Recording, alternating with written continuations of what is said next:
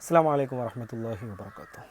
ഇന്ന് രാവിലെ മുതൽ നമ്മൾ കേട്ടുകൊണ്ടിരിക്കുന്നൊരു വാർത്തയാണ് ഇന്ത്യൻ സൈന്യം പാകിസ്ഥാനിലെ വിവിധ ഭീകരാക്രമണ കേന്ദ്രങ്ങളിൽ ശക്തമായ തിരിച്ചടി നൽകിയെന്നുള്ള വാർത്ത. ഓപ്പറേഷൻ സിന്ദൂർ എന്നാണ് ഇന്ത്യൻ സൈന്യം അതിന് പേരിട്ടുള്ളത്. അതിൻ്റെ മണിക്കൂറുകൾക്ക് ശേഷം പാകിസ്ഥാൻ സൈന്യം ഇന്ത്യൻ അധീന കശ്മീരിലെ വിവിധ പ്രദേശങ്ങളിലേക്ക് ഷെല്ലാക്രമണങ്ങൾ നടത്തുകയും കുറച്ചാളുകൾ മരണപ്പെടുകയും പാർപ്പിടങ്ങൾ നഷ്ടപ്പെട്ടു എന്നുള്ള വാർത്തയൊക്കെ നമുക്ക് കേൾക്കാനിടയായി. ഇതിൻ്റെ പശ്ചാത്തലത്തിൽ ഇന്ത്യൻ പാക് അതിർത്തി പ്രദേശങ്ങളായ സ്ഥലങ്ങളിൽ വളരെയധികം യുദ്ധ സമാനമായ സാഹചര്യമാണ് ഇപ്പോൾ നിലനിൽക്കുന്നത്. യുദ്ധങ്ങൾ കൊണ്ട് ഒരുപാട് നഷ്ടങ്ങൾ സാധാരണക്കാരായ പൗരന്മാർക്ക് ഉണ്ടാകുന്നതാണ്. അപ്പോൾ ഒരിക്കലും നമ്മൾ യുദ്ധത്തെ സപ്പോർട്ട് ചെയ്യാൻ പാടില്ല. പക്ഷേ നമ്മുടെ രാജ്യത്തെ പൗരന്മാർക്കുണ്ടായ നഷ്ടങ്ങൾക്ക് തിരിച്ചടിയാണ് നമ്മുടെ സൈന്യങ്ങൾ നൽകുന്നത്. അതൊരു ഭാഗത്ത് അതിൻ്റെ ശരിയും തെറ്റുമൊക്കെ നമുക്ക് മറ്റൊരു ചർച്ചയിൽ വിലയിരുത്താം. ഇപ്പോൾ എൻ്റെ വിഷയം എന്തെന്ന് വെച്ചാൽ, ഇത്തരത്തിലുള്ള യുദ്ധ സമാനമായ സാഹചര്യങ്ങൾ രാജ്യങ്ങളിലുണ്ടായാൽ എന്തൊക്കെ തരത്തിലാണ് അത് പൗരന്മാരെ ബാധിക്കുക എന്നുള്ളതാണ്. അതിൽ പ്രധാനമായിട്ടും ഏറ്റവും കൂടുതൽ ബാധിക്കാൻ പോകുന്നത് അത് യാത്രക്കാരെയാണ്. നമുക്കൊക്കെ അറിയാം, പാകിസ്ഥാനുമായിട്ട് ഏറ്റവും അടുത്ത് നിൽക്കുന്ന ഇന്ത്യയിലെ ഒരു വിമാനത്താവളമാണ് അമൃത്സറിലെ വിമാനത്താവളം. അമൃത്സറിൽ നിന്നും മിഡിൽ ഈസ്റ്റ് കൺട്രികളിലേക്കായാലും UK അതുപോലെ മറ്റു യൂറോപ്യൻ കൺട്രികളിലേക്കൊക്കെ പുറപ്പെടുന്ന വിമാനങ്ങൾ ഇന്ത്യൻ വ്യോമപാത കഴിഞ്ഞ് പെട്ടെന്ന് തന്നെ പാകിസ്ഥാൻ്റെ ആകാശപാതയിലേക്കാണ് കിടക്കുക. പിന്നെ പാകിസ്ഥാൻ്റെ ആകാശങ്ങളിലൂടെ യാത്ര ചെയ്താണ് വീണ്ടും മറ്റ് രാജ്യങ്ങളിലേക്ക് കിടക്കുക.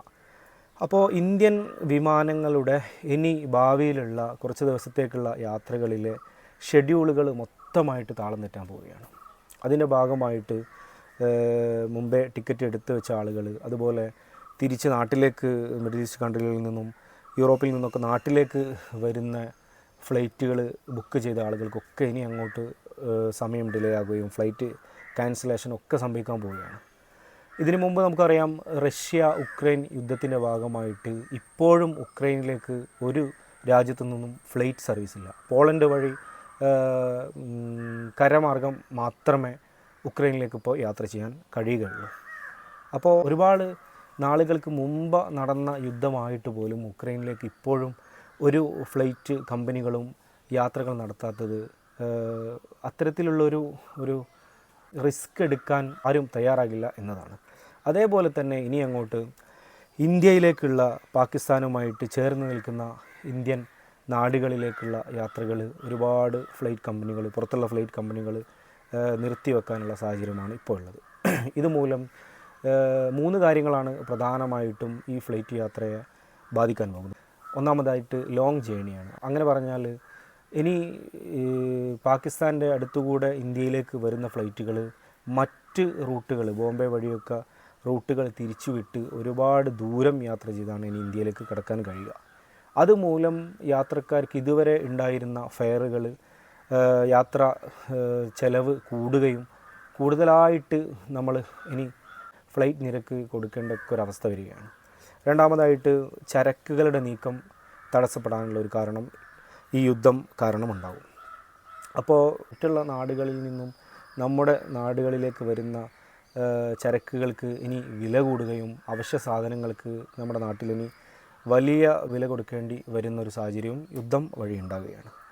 മറ്റൊന്ന്, നമ്മുടെ ടൂറിസ്റ്റിനെ ഇത് വളരെയധികം ബാധിക്കും. നമ്മുടെ രാജ്യത്തിൻ്റെ ഏറ്റവും വലിയ വരുമാനമാണ് ടൂറിസ്റ്റുകൾ നമ്മുടെ നാടുകളിലേക്ക് വരികയും നമ്മുടെ നാടുകളിലുള്ള വിഭവങ്ങൾ അവരുപയോഗിക്കുകയൊക്കെ ചെയ്യുമ്പോൾ കിട്ടുന്ന വരുമാനം. ഇതിനി കുറച്ച് കാലത്തേക്ക് ഈ ഒരു കശ്മീർ, അതേപോലെ പഞ്ചാബ് മേഖലകളിലൊക്കെയുള്ള ഒരുപാട് ടൂറിസ്റ്റ് കേന്ദ്രങ്ങൾ ഇനി മുതൽ അടച്ചിടുകയോ അല്ലെങ്കിൽ ഭാഗികമായി അടച്ചിടുകയോ ഒക്കെ ചെയ്യുന്നൊരവസ്ഥ ഉണ്ടാകുകയും നമ്മുടെ രാജ്യത്തിന് ലഭിക്കേണ്ട വരുമാനങ്ങൾ, ടൂറിസ്റ്റുകളിൽ നിന്നും ലഭിക്കേണ്ട വരുമാനങ്ങളൊക്കെ നിൽക്കാൻ പോവുകയാണ്.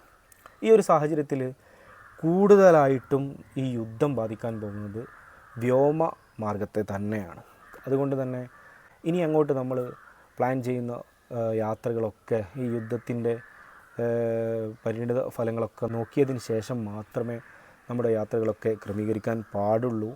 ഇത്തരത്തിലൊരു സാഹചര്യം ഉണ്ടാകുമ്പോൾ നമ്മൾ ഓൾറെഡി എടുത്തു വെച്ച ടിക്കറ്റുകളൊക്കെ അതിൽ എന്തെങ്കിലും മാറ്റമുണ്ടോ എന്നതൊക്കെ നമ്മൾ വളരെയധികം ചർച്ച ചെയ്തതിന് ശേഷം മാത്രമേ നമ്മളെ യാത്രകൾ ആരംഭിക്കാൻ പാടുള്ളൂ. അതേപോലെ തന്നെ പാകിസ്ഥാൻ്റെ അടുത്തുള്ള രാജ്യങ്ങളിലേക്ക് യാത്രകൾ ക്രമീകരിച്ച ആളുകൾക്കൊക്കെ ഇനി അങ്ങോട്ട് പോയി കഴിഞ്ഞാൽ തിരിച്ചിങ്ങോട്ട് പെട്ടെന്ന് തന്നെ ഫ്ലൈറ്റിൽ വരാൻ കഴിയുമോ എന്നുള്ള ആശങ്കകളൊക്കെ ഉണ്ട്. നമുക്കറിയാം, കോവിഡ് ഉണ്ടായ സമയത്ത് ഒരുപാട് ആളുകൾ മറ്റുള്ള രാജ്യങ്ങളിലേക്ക് പോവുകയും അങ്ങനെ തിരിച്ചു വരാൻ മാസങ്ങളോളം എടുക്കുകയൊക്കെ ചെയ്തൊരു സാഹചര്യം ഉണ്ടായിട്ടുണ്ട്. അതുപോലെ തന്നെ ഈ ഒരു ഇന്ത്യ പാകിസ്ഥാൻ യുദ്ധ സമാനമായ ഒരു സാഹചര്യം നിലവിൽ നിൽക്കുന്നത് കൊണ്ട് തന്നെ അത്തരത്തിൽ പാകിസ്ഥാൻ്റെ അടുത്തുള്ള രാജ്യങ്ങളിലേക്കൊക്കെ യാത്ര ചെയ്യുന്ന ആളുകൾ വളരെയധികം ശ്രദ്ധിച്ച് മാത്രമേ ഇനി മുൻപോട്ടുള്ള യാത്രകൾ ചെയ്യാൻ പാടുള്ളൂ എന്നാണ് എൻ്റെ ഒരു അഭിപ്രായം. അപ്പോൾ യുദ്ധം ഒന്നിനൊരു പരിഹാരമല്ല എന്ന് നമുക്കറിയാം. എത്രയും പെട്ടെന്ന് ഇരു രാജ്യങ്ങളും സംയമനത്തിലെത്തി യുദ്ധങ്ങൾ അവസാനിക്കട്ടെ. നമ്മൾ വാർത്തകളിൽ കാണുന്നതിലപ്പുറമായിട്ട് ഇത് അനുഭവിക്കുന്നത് വെറും സാധാരണ പൗരന്മാരാണ്. അവരുടെ ഇത്രയും കാലം ഉരുക്കൂട്ടി വെച്ച അവരുടെ സമ്പത്തും അവരുടെ കുടുംബവും അവരുടെ പാർപ്പിടങ്ങളൊക്കെ ഒരു നിമിഷം കൊണ്ട് നശിക്കുന്ന, കാലാകാലവും ഈ യുദ്ധത്തിൻ്റെ ബാക്കി പത്രമായി ജീവിക്കേണ്ടി വരുന്ന ഒരു അവസ്ഥ വളരെയധികം പരിതാപകരമാണ്. അതുകൊണ്ട് എത്രയും പെട്ടെന്ന് യുദ്ധം അവസാനിക്കട്ടെ. അതുപോലെ യുദ്ധത്തിൽ ജീവൻ നഷ്ടപ്പെട്ട ആളുകൾക്ക് എല്ലാവിധ സഹനശക്തിയും ഉണ്ടാകട്ടെ എന്ന് മാത്രം പ്രാർത്ഥിച്ചുകൊണ്ട് ഞാൻ ഈ വീഡിയോ നിർത്തുകയാണ്. അസ്സലാമു അലൈക്കും.